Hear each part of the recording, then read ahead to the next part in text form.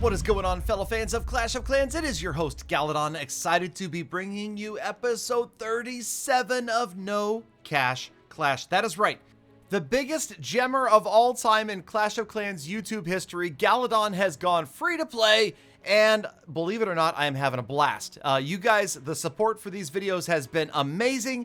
Thank you so much, and that's why today, the requirement for likes in order for us to progress to episode 38 is only going to be the cube root of 125 billion, all right? So if we get the cube root of 125 billion likes, we will make another episode. So look, today you get to depress the like button, make it happy, and learn a little bit of math along the way, and unless you dropped down to the comments and cheated and waited for somebody else to enter exactly what that number was. Fine, whatever. Yeah, hey, creator code, don't forget it. If you guys get a chance to use it, I would appreciate it. Helps out the channel, and of course, you have to re-enter it every 7 days. In the meantime, first attack is just about over. We've got a lot of upgrades to do today, and I did learn something the hard way in today's episode, and I will share that with you, how to and how not to attack a higher level town hall when you're going after it with earthquakes. Check it out. We will switch up the attack strategy in today's episode just a bit. Okay, briefly on over to the builder base. We're just essentially doing a couple of attacks a day, not spending much time over here, and trying to get troops upgraded slowly but surely, and then whenever the builder is free, dropping an upgrade on whatever else we've got available, and then walking away. Archer Tower going to level 3, and that is about it for now. We're going to leave it the way it is, and eventually, hopefully, with natural free-to-play progression, it will grow as the home village grows. Now, most of my time is, of course, spent over here, focused on all sorts of upgrades. I'm not showing you every single mundane little upgrade. I am trying to make sure I show you all wall upgrades and all significant upgrades like heroes and significant defenses. Of course, as a Town Hall 8, we don't really have significant defenses yet, but Town Hall 9, super excited for expos and an Archer Queen. In the meantime, there you can see I'm trying to stagger the builders so that something comes free every 4, 8, 12 hours. At least that way it gives me a reason to get back in here to attack again, and I am attacking a lot throughout the day as I am creating other content. I am playing on No Cash Clash behind the scenes. Just in case you wanted to know, because I am getting an increasing number of comments of people saying, oh, Galadon, you must be cheating or secretly buying gems or packages or something, because how are you progressing so quickly? And again, I have to go back to reminding you that I have a desk job that involves playing Clash of Clans. This is what I do for a living, you guys. I play Clash for the last 6 or 7 years full time. So yes, of course I'm doing other stuff, creating content, social media, live streaming, and it's a big but, when I'm live streaming, I'm playing this account. When I'm making other videos, I'm playing this account. I'm asking Alexa to set a timer for every 34 minutes or 27 minutes or however long it takes to create another army. And then that timer goes off, I take a break from whatever I'm in the middle of doing, and I conduct another attack. So it's part of the reason that I haven't really worried so much about training potions yet, and I haven't really worried about creating a faster army. I don't want to boost because I'm literally playing this game 3 to 6 minutes per hour, and I'm stepping away from it and doing something else. So there's another good dragon raid. Here goes some more builders into action, showing you miscellaneous upgrades, as you can see right here, as we're working our way through it. Now, even though I haven't kept track of gems in the status report, there you can see that the gems are still very meager. Obviously, we haven't pushed as hard. We got the achievements that we needed to get the 5th builder. Now I'm thinking, and I would love to hear your input and your feedback, I'm thinking that we should focus these gems on training potions. I don't see anything else that I really want to spend the gems on other than 25 gems at a time on training potions when they show up in the shop. Okay, there you saw Hog Riders still have a day or so left to finish their next level of upgrades. Perhaps we'll move over to them, but there's a lot of Dark Elixir troops that need help, need upgrades, and yes, we are putting off golems and goite for a little bit longer. We'll talk about that in a couple of minutes. Right here, you can see we pick up another not so amazing attack, but it was a victory. It was a victory at the Builder Hall, so we've got enough loot this time to pop on over and make another troop upgrade. And hopefully we will start to branch out on the Builder Hall as well. So far, you've only seen me use the Rage Barbarians and Sneaky Archers. Eventually, we'll mix in some other units, and it should get more interesting over there as well. Well, as interesting as Builder Base can get if you're not a big Builder Base fan. Okay, check this one out. Do you see that Dark Elixir number? That's right. This has the potential with these drills on the outside. And where's the other drill? There's 3 drills. Oh, that's a baby drill, but it's a drill next to a single target Inferno. And then there's the Dark Elixir storage.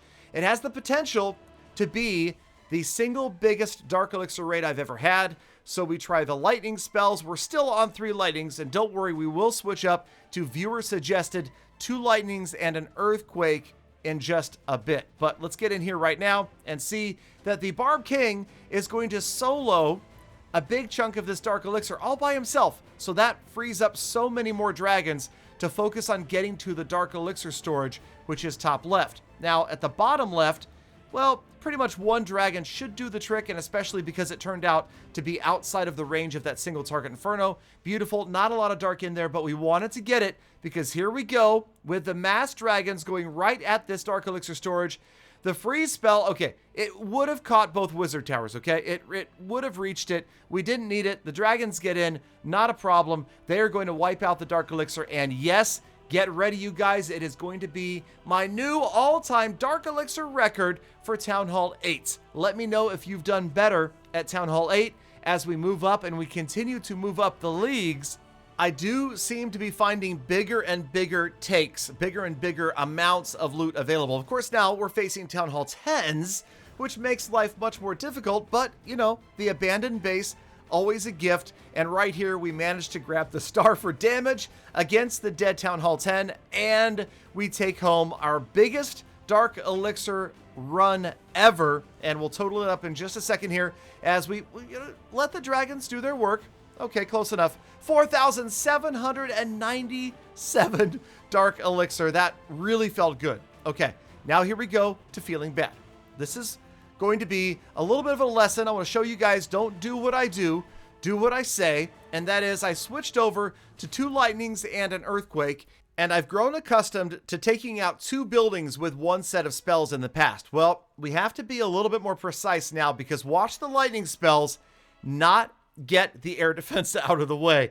There's just a hair of damage left to be done on that air defense, and we are screwed. As my mom used to say, you're screwed, dude. Because, yeah, remember, that air defense at level 7, thanks to clashofclans.fandom.com, is not going to fall to 2 of my Town Hall 8 lightnings and an earthquake. A little baby earthquake. Yeah, it wasn't quite able to get the job done. So unfortunately, with that big bad Town Hall 9 air defense firing away at my dragons, we gonna fail. All right, so yes, I'm just giving you the preview of what's about to happen. Now, it was a massive amount of loot, both gold and elixir, and of course, Dark Elixir. We did get some of it, but you know, we've been tracking trophies, and although it's not my primary focus, I am trying to gain trophies each episode just so that we can get a good idea of where we think the better farming is together. And if you guys have an idea, do let me know down in the comments. For now, we're in Gold 1, and hopefully we will be able to promote, but it's getting harder. And you'll notice that the trophy progression is slower, partially because on defense, we're getting hit harder than we were before, even though we're attacking just as much. So yeah, we struggled, we tried, and of course we could have been better with dragon deployment and easily picked up just a couple more percentage points, but instead we fail, we lose some trophies and whatever. Okay, we were focused more on the dark and we failed in that regard as well. So that's a failure. Now we'll switch over and watch the slight variation in the deployment of the spells this time as opposed to that last raid. So the last raid we thought, oh, let's try to get 2 buildings down. This time I'm like, no. Okay, let's just get 1, okay? We're going to go after the same level. This is a level 7 Town Hall 9 air defense. Earthquake directly on it. Lightning spells directly on the center of that tile. And of course, it does go down now. So that makes the big difference. And it was a lesson learned for me. So from now on, we're a little bit more careful. We're not sloppy. You know, maybe with a Town Hall 8, you can be a little bit off and maybe get 2 buildings with 1 set of Earthquake and a pair of Lightnings. Yeah, not so much at Town Hall 9. So, again, and this is going to be the huge thing. That tiny little difference will make all of the difference in the outcome of this raid. Notice that most of the dragons went down on one side. We didn't use that Barch-style spam of dragons just to pick up outer buildings. We were, again, trying to get to that Dark Elixir, get to the core, if at all possible. The sweeper kind of made that difficult. But the big key here is, again, we're going to succeed trophy-wise. Now, we do get to the Dark Elixir in the core, but we also easily surpass 50% against a Town Hall 9 that had expos pointed to the sky. Okay, those are ground and air expos. We easily crack 50%. We also get to the core. So just the difference of taking out one extra air defense made all of the difference in both the take on this raid for resources and, of course, for trophies. So much, much better this time. Bigger outcome, almost 1 million in resources and over 3,000 Dark Elixir, taking us to the status report, where today we've managed to lose some trophies, down from 1852 to 1836. We're still in Gold 1, and we still will try to push up if possible. For biggest raid, unable to beat the 1.81 Gold and Elixir, but that's right, Dark Elixir, there you go, 4797. For next goals, remember I was trying to get Go Wipe unlocked. We are going to need to do more barracks upgrades first. Otherwise, it would take like 2 hours to train one Go Wipe raid. So look for that in a future episode. Thank you in the meantime for sticking around all the way to the end of the episode. You are the true Gal fam, and I think about, appreciate, and love every single one of you every single day. So get out there, make the best of the rest of your day, be kind to people, animals, and the planet. I'll see you back here again tomorrow for more Full Attacks.